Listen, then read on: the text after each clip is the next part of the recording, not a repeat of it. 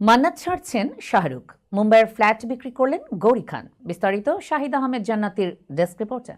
Bollywood superstar Shahrukh Khan বর্তমানে মুম্বাইয়ের বান্দ্রায় তার বিখ্যাত বাড়ি মান্নাতে বসবাস করেন। তবে এবার জানা গেছে শাহরুখ খান ও তার পরিবার সাময়িকভাবে মান্নাত ছাড়ছেন। মূলত বাড়ির পুনর্নির্মাণ ও সম্প্রসারণ কাজের জন্যই তারা নতুন ঠিকানায় যাচ্ছেন।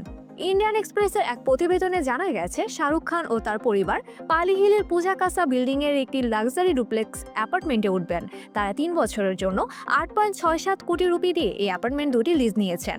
প্রথম অ্যাপার্টমেন্টের মাসিক ভাড়া ১১.৫৪ লাখ রুপি আর দ্বিতীয়টির ১২.৬১ লাখ রুপি। শাহরুখের স্ত্রী গৌরী খান মুম্বাইয়ের দাদর পশ্চিমে অবস্থিত একটি বিলাসবহুল ফ্ল্যাট সম্প্রতি বিক্রি করেছেন। তিনি একজন ইন্টেরিয়র ডিজাইনার আর ফ্ল্যাটটি তার ডিজাইন করা। ফ্ল্যাটটি ২১ তলায় অবস্থিত, আয়তন প্রায় ২,০০০ বর্গফুট, বিক্রয় মূল্য ১১.৬১ কোটি রুপি। গৌরী খান ২০২২ সালের আগস্টে এটি ৮.৫ কোটি রুপিতে কিনেছিলেন। ফলে মাত্র ৩ বছরে তিনি ৩৭% লাভ করেছেন।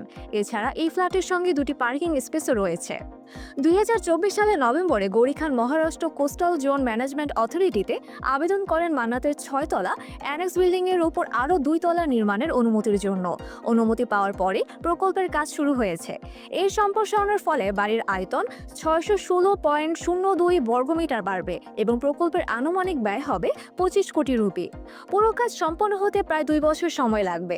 এই কারণে শাহরুখ খান পরিবার দ্রুত মান্নাত ছাড়ছেন এবং নতুন ঠিকানায় সাময়িকভাবে বসবাস করবেন। শাহরুখ খানের মান্নাত বলিউডের অন্যতম প্রতীকী বাসভবন।